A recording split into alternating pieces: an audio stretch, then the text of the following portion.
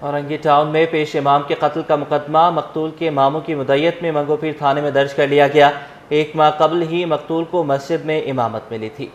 मज़ीद क्या तफसीलात है बताएंगे उसामा मलिक, बताइएगा। बिल्कुल, गुज़िश्ता रोज़ जो है वो औरंगी टाउन खैराबाद के करीब एक फायरिंग करके जो है वो पेश इमाम को मौत के घाट उतार दिया गया था। उसका वाक़े का मुकदमा जो है वो मकतूल के मामू की मुद्दत में मंगोपीर थाने में दर्ज कर लिया गया है। मुकदमे के मतन के मुताबिक मकतूल जो है वो 3 बच्चों का बाप था और 1 महीने कबल ही उसको जो है वो मस्जिद में इमामत मिली थी, जबकि पेशे के एतबार से मुदर्रिस दीनी मदारिस में काम करने वाले थे और गुज़िश्ता रोज़ भी वो अपने मामूल के मुताबिक रोज़ाना की बुनियाद पर सहरी के बाद जो है घर पर सहरी करते और उसके बाद जो है वो मसाजिद में इमामत के लिए जाते थे। औरंगी टाउन 4 नंबर मोमिनाबाद के जो है वो रिहायशी थे, 37 साल उम्र थी और रोज़ाना की बुनियाद पर अल्ताफ़ नगर में जो है वो मस्जिद मोहम्मद सल्लल्लाहु अलैहि वसल्लम मस्जिद थी, मोहम्मद अरबी, उसमें जो है वो इमामत के फ़राइज़ सर अंजाम दे रहे थे। गुज़िश्ता रोज़ भी मामूल के मुताबिक अपनी मोटरसाइकिल पर सवार होकर निकले हैं कि गुलशन हबीब के करीब मंगोपीर में जो है वो नामालूम अफराद ने फायरिंग करके जो है वो उनको मौत के घाट उतार दिया। पुलिस ने वाक़े का मुकदमा दर्ज कर लिया गया है। पुलिस का बताना है कि मकतूल को जो है वो टारगेट करके कत्ल किया गया है, जबकि मकतूल के पास से कोई चीज़ जो है वो छीनी नहीं गई। मोबाइल फ़ोन, उनका दीगर जो सामान है वो तमाम चीज़ें महफूज हैं। वाक़े का मुकदमा जो है वो दर्ज कर लिया गया है। पुलिस का बताना है कि तफ्तीश कर रहे हैं, लेकिन मकतूल को जो है वो किस वजह से कत्ल किया गया अब इसकी तमाम जो है वो शवाहिद नहीं मिल सके हैं। एक गोली जो है वो सर पर लगी थी, जबकि मकतूल का आबाई ताल्लुक जो है वो बडगराम से बताया जाता है, जबकि कराची में उनकी पैदाइश थी। 2 भाई मज़ीद भी उनके हैं। अब पुलिस ने वाक़े का मुकदमा दर्ज कर लिया है, जबकि मज़ीद भी जो है वो उनसे तफ्तीश की जा रही है। आसपास की जो पुलिस का बताना है कि कोशिश की जा रही है कि आसपास की CCTV फुटेज भी हासिल कर ली जाए, जबकि मंगोपीर का इलाका कुछ ऐसा है कि उसमें फुटेज जल्दी से मिल नहीं सकती, लेकिन कोशिश पुलिस की जानिब से ज़रूर की जा रही है। और कुछ मुश्तबा अफराद को भी जो है पुलिस की जानिब से बताया जा रहा है कि हिरासत में लिया गया है, उनको जो भी वो चेक किया जा रहा है, उनसे भी तफ्तीश की जा रही है। जी, ट्रैफिक कवानीन की पासदारी करें, वरना सिर्फ चालान नहीं मुकदमा भी भुगतना पड़ेगा। ट्रैफिक कवानीन की खिलाफ वर्जी तजावुज़ात कायम करने वाले होशियार। ट्रैफिक पुलिस ने कवानीन तोड़ने वालों के खिलाफ मुकदमा दर्ज करना शुरू कर दिए। मिराज अख्तर हमारे साथ हैं, अपडेट कीजिएगा। नई हिकमत अमली अपनाई है, क्योंकि कराची में खासतौर पर रमजान मुबारक में जो है ट्रैफिक के मामला बहुत ज़्यादा ख़राब हो जाते हैं। ट्रैफिक ज़्यादा होने की वजह से जो है वो जान का मसला भी रहता है और हादसा भी रोनमा हो रहे होते हैं। तो इससे ट्रैफिक पुलिस ने अपनी एक नई हिकमत अमली बनाई है नई रमजान मुबारक में, और उसमें उन्होंने ये भी शक्ति की है कि जो भी अब ट्रैफिक कानून की खिलाफवर्जी करेगा उसके खिलाफ फौरी तौर पर चालान के साथ मुकदमा भी दर्ज किया जाएगा, और ये सिलसिला पुलिस ने शुरू कर दिया है। तो तजावुज़ात कायम करने पर भी जो है ट्रैफिक पुलिस जो है मुकदमा दर्ज कर रही है, और इसके अलावा ट्रैफिक जाम का सबूत बनने वाले जो हैवी ट्रैफिक है उनके ड्राइवर के खिलाफ मुकदमा दर्ज किए जा रहे हैं। अच्छा, ये सब बताया हमें सैयद अली रजा है, SSP ट्रैफिक के कोरंगी के जो SSP हैं, उनसे खुसूसी बातचीत हुई है। तो उनका ये कहना था कि जो उन्होंने बहुत कोशिश की कि वही किसी तरह ट्रैफिक को कंट्रोल किया जाए, लेकिन लोग जो है वो ट्रैफिक की वर्जिश नहीं करते, जिस पर जो है वो उनको शहरियों को खुद ही इस मसाइल से जो है निपटना पड़ता है। तो इस पर उन्होंने अब ये किया है कि जो भी ट्रैफिक की वायलेशन करेगा, अगर हैवी ट्रैफिक अपने टाइमिंग की औकात कार के अंदर उसके अलावा वो शहर में एंटर हो रहा है या कोरंगी किसी भी सड़क पर एंटर हो रहा है, तो उसके खिलाफ फौरी मुकदमा दर्ज किया जा रहा है। इसी तरह रॉन्ग वे की खिलाफवर्जी करने वालों के खिलाफ जो है खासतौर पर जो है वो मुकदमा दर्ज किए जा रहे हैं। मजबूत तौर पर अभी 2 माह के दौरान ही तकरीबन जो है वो 100 के करीब जो है मुकदमा दर्ज हो चुकी है, उनका सिलसिला जारी है। और साथ साथ में उन्होंने ये भी अपील की है खासतौर पर मोटरसाइकिल सवारों से कि वो खुदारा हैंडल का इस्तेमाल जरूर करें, ताकि वो जो है हादसा से बच सके और सर पे गहरी चोट से बच सके। और अगर वो कवानीन की शहरियों को मैसेज भी दिया है कि अगर वो कवानीन की पासदारी करेंगे ट्रैफिक कवानीन की, तो वो मुकदमात से बच सकते हैं। जी ठीक है, बहुत शुक्रिया, आपने हमें अपडेट किया। वज़ीर आला सिंध सैयद मुराद अली शाह की ज़ेर सदारत इजलास में टैक्स कलेक्शन की आमदनी का तफसीली जायजा। वज़ीर आला सिंध ने कहा कि टैक्स कलेक्शन बेहतर हुई है। ज़राई इनकम टैक्स की वसूली अब सिंध रेवेन्यू बोर्ड को दे दी गई है। बोर्ड ऑफ रेवेन्यू अब transfer of property tax, land revenue, capital value tax और स्टाम्प ड्यूटी कलेक्ट करेगा। मज़ीद क्या तफसीलात है बताएंगे आजिज़ जमाली। जी आजिज़, कहिएगा। जी देखिए, वज़ीर आला सिंध की ज़ेर सदारत सूबे के जो टैक्स वसूल करने वाले इदारे हैं उनका एक इजलास जिसमें टैक्स कलेक्शन का जायजा लिया गया है। सूबाई वजीर एक्साइज मुकेश कुमार चावला के अलावा आला हुकाम इजलास में शरीक थे और वज़ीर आला सिंध ने बताया कि सूबाई टैक्स कलेक्शन 2024 का मजमूई हदफ जो था वो 20,3206 मिलियन रुपए था। और मुझे बताएं कि 15 मार्च 2025 कितना जो है वो टैक्स वसूल हुआ है। वज़ीर आला सिंध को आगाही दी गई है कि 15 मार्च 2025 तक 13,126 मिलियन रुपए टैक्स जमा किए गए हैं, जिसमें इंफ्रास्ट्रक्चर सेस है, जिसमें मोटर व्हीकल टैक्स के 15,974 मिलियन रुपए का जो हदफ था वो 12,514 मिलियन रुपए, यानी अब तक 78% वसूल हुआ है। जबकि इंफ्रास्ट्रक्चर सेस टैक्स जो है वो 91% उसकी वसूली हुई है। एक्साइज इंक्रोचमेंट का हदफ जो है 13,923 मिलियन रुपए था, उसकी जो है 6,554 मिलियन यानी 47% इसकी जो है वो वसूली हुई है। इसी तरह प्रोफेशनल जो टैक्स है उसका भी तकरीबन 62% जो है वसूली हुई है। काटन फीस जो 377 मिलियन रुपए था उसका भी 25% जो है टैक्स वसूल किया है। का हदफ भी बताया गया जो 350 अरब रुपए था, और बताया गया है कि मार्च 2025 तक जो है सिंध रेवेन्यू बोर्ड ने 20,430 जो है मिलियन रुपए वसूल किए हैं। इस तरह बोर्ड ऑफ रेवेन्यू ने इस तरह रसीद टैक्स, इस तरह दीगर जो टैक्सेस हैं उस पर तफसीली जायजा लिया गया और वज़ीर आला सिंध को तफसीली ब्रीफिंग दी गई। जी, ब्रीफिंग दी गई, बहुत शुक्रिया आपका। PIA holding company board of directors का इजलास में बड़ा फैसला। PIA board of directors PIA इंतजामिया की मालियाती रिपोर्ट से गैर मुतमईन। बोर्ड ऑफ डायरेक्टर्स ने इंतजामिया की तैयार करदा 2024 की शुशमाई रिपोर्ट की मंजूरी देने से इनकार कर दिया। बात करेंगे शुएब मुख्तार से, अपडेट कीजिएगा। जी बिल्कुल, PIA holding company board of directors का अहम इजलास हुआ है जिसमें एक फैसला जो है वो किया गया है। PIA बोर्ड ऑफ डायरेक्टर्स ने PIA इंतजामिया की मालियाती रिपोर्ट पर जो है अदम इत्मीनान का इजहार किया है।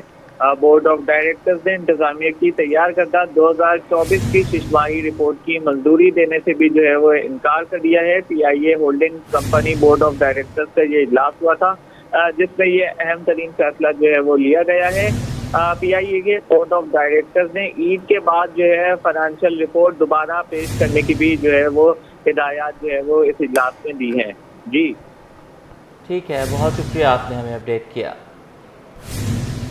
सिंध हाई कोर्ट के आईनी बेंच के रूबरू क्लिफ्टन ब्लॉक 8 में गैर कानूनी तामीरात के खिलाफ दरख्वास्त पर समाअत हुई। अदालत ने दरख्वास्त गुजार को CBC से रुजू करने का हुक्म दे दिया। अदालत ने कैंटोनमेंट बोर्ड क्लिफ्टन हुकाम को प्रॉपर्टी मालिक को जाती हैसियत में सुनकर 30 रोज के अंदर फैसला करने की हिदायत कर दी। मज़ीद तफसीलात जानेंगे मुमताज़ जमाली से। जी मुमताज़, आगाह कीजिएगा।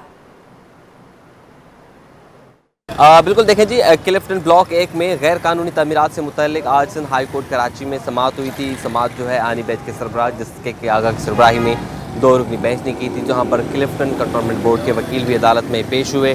साथ ही साथ जो प्रॉपर्टी के ओनर हैं उनके वकील भी अदालत में पेश हुए। प्रॉपर्टी ओनर के वकील ने मौक़िफ़ अख्तियार किया कि हमें ताहाल कोई नोटिस जो है मौसूल नहीं हुआ, जिस पर अदालत ने उनको हिदायत की है कि आप जो हैं कंटोनमेंट बोर्ड से रुजू करें और साथ ही साथ CO कंटोनमेंट बोर्ड को ये हिदायत की है कि आप इनकी दरख्वास्त पर 1 महीने के अंदर फ़ैसला सुनाएं। अगर वाकई में ये गैर कानूनी तामीरात है तो इनके ख़िलाफ़ मौसर कार्रवाई करें और कार्रवाई में ताउन के लिए पुलिस और रेंजर्स को भी जो है अदालत की जानिब से डायरेक्शन दी गई है। दरख्वास्त गुजार वकील का मौक़िफ़ है कि रिहायशी इलाके में प्लाट है और उस प्लाट को कमर्शियल करके तामीर किया गया है, वो भी बग़ैर बिल्डिंग प्लान के अप्रूवल के। लिहाजा अदालत ने 30 दिन के अंदर जो CBC के CO हैं उनको इस मुतल्लिक दरख्वास्त पर फैसला सुनने का हुक्म दे दिया है। जी कारोबारी हफ्ते के दूसरे रोज़ का मुस्बत इख्तिताम। 100 इंडेक्स में 193 पॉइंट्स का इजाफा। इंडेक्स 1,16,633 की सतह पर बंद हुआ। मज़ीद क्या तफसीलात है जानेंगे वसीम इफ्तिखार से। जी वसीम, बताइएगा। जी बिल्कुल, कारोबारी हफ्ते के दूसरे रोज हमने देखा है कि स्टॉक मार्केट में आज कारोबार का जब आगाज़ हुआ था तो मंफी रुझान देखने में आया। इसके बाद फिर कुछ सेक्टर्स ऐसे थे जिसको ऑयल एंड गैस सेक्टर, बिलखुसूस फर्टिलाइजर सेक्टर समेत कुछ सेक्टर्स में जो शेयर्स थे उनकी कीमतों के एतबार से उन्होंने जो है वो शेयर्स सरमायाकारों को मुतवज्जह किया, जिसके बाद इन सेक्टर्स में तेजी से शेयर्स की खरीदारी देखी गई, जिसके बाद 100 इंडेक्स में जो मंफी रुझान देखने में आ रहा था वो मुस्बत रुझान में तब्दील हो गया और 100 इंडेक्स में आज हमने तेजी भी देखी। यही वजह है कि स्टॉक मार्केट में जो सरमायाकार हैं उन्होंने इन सेक्टर्स में शेयर्स की खरीदारी में दिलचस्पी ली, जिसकी वजह से आज स्टॉक मार्केट में आगाज तो मंफी हुआ था लेकिन इख्तिताम जो है वो मुस्बत रुझान के साथ हुआ। जी बहुत शुक्रिया आपका। 14 से 18 अप्रैल तक फाइनेंशियल लिटरेसी वीक मनाया जाएगा। स्टेट बैंक ने ऐलान कर दिया, मुख्तलिफ यूनिवर्सिटीज़ में तलबा को फाइनेंशियल सेक्टर और बैंकिंग सेक्टर के हवाले से आगाही दी जाएगी। इस पर तफसीलात जानेंगे ब्यूरो चीफ अशरफ खान से, अपडेट कीजिएगा। जी, स्टेट बैंक ने 14 अप्रैल से 18 अप्रैल 2025 के दौरान फाइनेंशियल लिटरेसी वीक मनाने का ऐलान कर दिया। स्टेट बैंक मुख्तलिफ यूनिवर्सिटीज़ में तलबा को इस पर आगाही देगा। एमडी जो है state bank BSc Meraj Mahmood का कहना है कि स्टेट बैंक 14 अप्रैल से 18 अप्रैल के दौरान जो है फाइनेंशियल लिटरेसी से मुतल्लिक जो माशरे के मुख्तलिफ तबकात को फाइनेंशियल सेक्टर और बैंकिंग सेक्टर में शामिल करना है और इसका मकसद बुनियादी है कि इस दौरान पूरे मुल्क में कैंप भी लगाए जाएंगे जहाँ ताकि वहाँ ज़्यादा से ज़्यादा लोगों को फाइनेंशियल लिटरेसी के बारे में आगाही फराहम की जाए। पाकिस्तानी अवाम, तलबा, खवातीन, ताजिर सबसे इस आगाही मुहिम में से फ़ायदा उठाएं और ये भी कहा कि ताकि फाइनेंशियल लिटरेसी का पैगाम सब तक पहुँचाया जा सके कि फाइनेंशियल बैंकिंग सेक्टर और किस तरीके से फ़वाइद हासिल किया जा सकता है। जी ठीक है, अभी आप हमारे साथ रहिएगा। यूटिलिटी स्टोर्स भी महंगाई की जद में आ गए।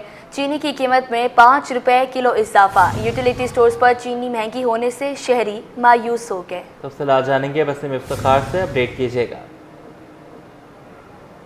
जी बिल्कुल, यूटिलिटी स्टोर्स पर अगर हम चीनी की कीमतों के हवाले से बात करें तो यूटिलिटी स्टोर्स पर चीनी महंगी कर दी गई है। 5 रुपये का इजाफा किया गया है।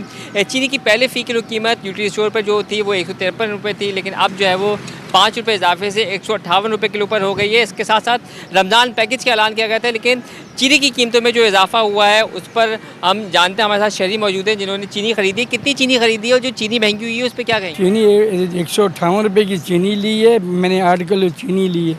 इससे तो दुकानों पे मिल जाती है, वे फ़ायदा तो कुछ नहीं है यूटिलिटी स्टोर पे आने का। घी महंगा है, चावल महंगे, हर चीज़ महंगी है, कोई चीज़ सस्ती नहीं है। तो वे मजबूरन हम दुकानों पे ख़रीदेंगे। 1-2 रुपये हैं वो पड़ोस उनका भी हक बनता है, फिर इतनी दूर आने का फ़ायदा तो कुछ नहीं है। हाँ जी बिल्कुल, ये थे शहरी, इनका कहना है कि चीनी यूटिलिटी स्टोर पर महंगी हो गई है और अब महंगाई की वजह से यूटिलिटी स्टोर भी जो है वो बेसूर साबित हो रहे हैं, बेमकसद होते जा रहे हैं। तो इनका मुतालबा है कि हुकूमत यूटिलिटी स्टोर्स पर जो अशिया ज़रूरी है उनकी कीमतों को सस्ता करे ताकि क़ुव्वत ख़रीद में आसानी ना थे ज़रूरत की अशिया बल्कि बिलखुसूस जो चीनी आटा है वो आ सके। जी, चीनी की कीमत पर बेचैनी बरकरार है। हुकूमत का चीनी 164 रुपये किलो फरोख्त करने का दावा। होलसेल ग्रोसर्स ने चीनी रमज़ान के बाद 200 रुपये तक जाने का इंदिया दे दिया। चेयरमैन अब्दुर्रऊफ इब्राहिम कहते हैं कि ईद के बाद चीनी की डबल सेंचुरी हो जाएगी। मज़ीद क्या तफसीलात है जानेंगे काविश महमद से। जी काविश, बताइएगा। जी बिल्कुल, देखें रमज़ान मुबारक का तीसरा अशरा है। चीनी की कीमतें मुसलसल आसमान से बातें कर रही है। वफाकी हुकूमत ने 164 रुपये फ़ी किलो चीनी की कीमत मुकर्रर की है, लेकिन इस पर अमल दरामद होता हुआ दिखाई नहीं दे रहा। इस हवाले से कराची होलसेल ग्रोसर्स के अब्दुर्रऊफ इब्राहिम मौजूद हैं। रऊफ भाई, बताइएगा क्या मामला है और किस तरह इस पर अमल दरामद होगा?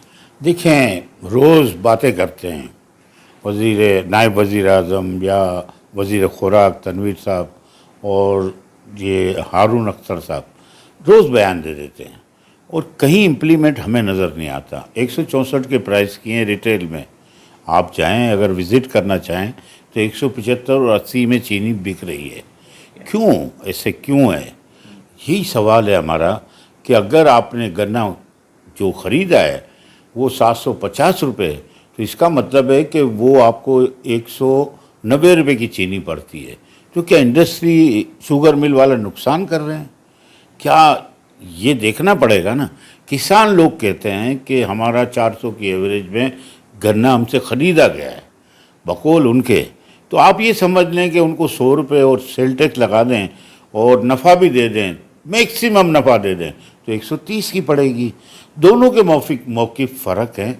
इसलिए इनको एलिट क्लास तो शुगर मिल मालिकान को तो बुला लेते हैं, किसान भाइयों को भी बुलाएं और इसको देखें कि हमने क्या करना है। अगर इस पे रोकथाम करनी है ना, तो यही एक रोकथाम का था कि इस पे सेल टैक्स नंबर होना चाहिए डिलीवरी ऑर्डर पे, और FBR भी बैठे, क्योंकि सेल टैक्स जो रिटेल पे या होलसेल पे जाते हैं तो वहाँ सेल टैक्स कोई नहीं है। ईद के बाद सस्ती होगी चीनी? नहीं, सस्ती का तो कोई सवाल ही नहीं होता है। अब्दुल रफी मौजूद थे, कहते हैं कि चीनी की कीमतों को कंट्रोल करने के इकदाम ना किए गए तो ईद के बाद चीनी की कीमत 200 रुपये फ़ी किलो से तजावुज़ कर सकती है। जी कब आपको बताएं, ईद के करीब आते ही मार्केट्स में आवाम का रश बढ़ना शुरू हो गया। ट्रैफिक की रवानी बरकरार रखने के लिए जामिया क्लॉथ में ट्रैफिक पुलिस का कैंप खुल गया। आवाम किसी भी परेशानी में कैंप में आकर रिपोर्ट करा सकती है। मज़ीद तफ़सीलात जान लेंगे अनुषा जाफरी से, बताइएगा।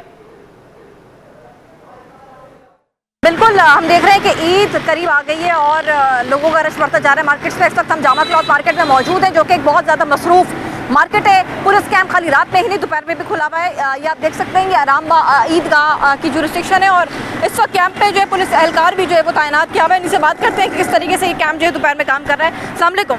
अच्छा, ये बताइएगा दोपहर में किस तरीके से आप लोग जो है वो यहाँ पर अपनी ड्यूटी सर अंजाम दे रहे हैं, क्योंकि बहुत बड़ी मार्केट है जामा क्लॉथ। ये ड्यूटी सर अंजाम इसलिए दे रहे हैं कि इधर कोई रश ना, कोई फटा ना, कोई छीना झपी ना, इसी हिसाब से हम। अच्छा, वैसे कोई कंप्लेंट वगैरह आती है यहाँ पर? कंप्लेन आती है, किसी का बच्चा खो जाता है तो वो हम ढूंढ के उसके हवाले करते माँ बाप के। कब तक ये कैंप कितने बजे खुलता है? ये सुबह 8 से रात 3 बजे तक है। 3 बजे तक खुला रहता है जी। मार्केट्स में रश कब लगना शुरू होता है? ये शाम को 4 बजे के बाद।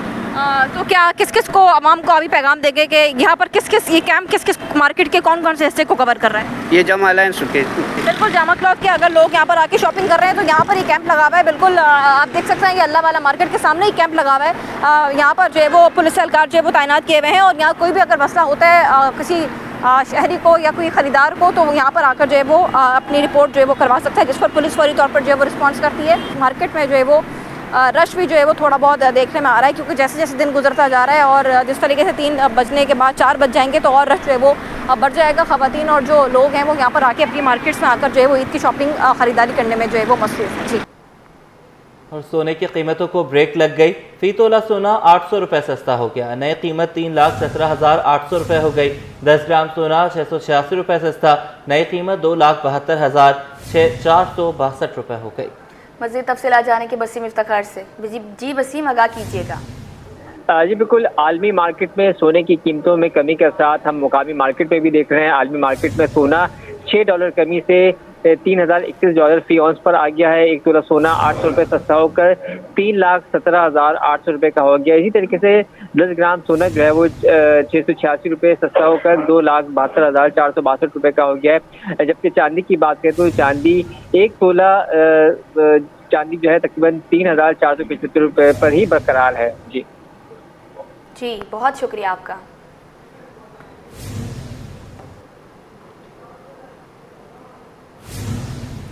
दरिया सिंध पर कैनालों की तामीर के खिलाफ पीपल्स पार्टी सिंध भर में सरापा एहतजाज। कराची के 7 अजला में मुजाहरे जारी हैं। सिंध असम्बली से कराची प्रेस क्लब तक जिला जनूबी की जानिब से एहतजाजी मुजाहरा हो रहा है। तफसीलात जानेंगे आजिज जमारी से, जो वहाँ पर मौजूद हैं, बताइएगा। जी देखिए, आज पाकिस्तान पीपल्स पार्टी की जानिब से दरियाए सिंध पे कैनालों की तामीर के खिलाफ मुजाहरा किया जा रहा है। वैसे तो कराची के 7 अजला में ये मुजाहरे हो रहे हैं, लेकिन इस वक्त सिंध असम्बली से मुजाहरा शुरू हो रहा है, जो सिंध असम्बली से कराची प्रेस क्लब तक जाएगा।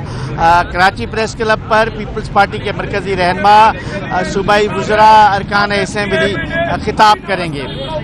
ये मुजाहरा बुनियादी तौर पर पीपल्स पार्टी की जानिब से दरियाए सिंध के कैनालों की तामीर के खिलाफ निकाला जा रहा है। मैं कुछ रहनुमाओं से बात करूंगा, क्या मकसद है आज के मुजाहरे का?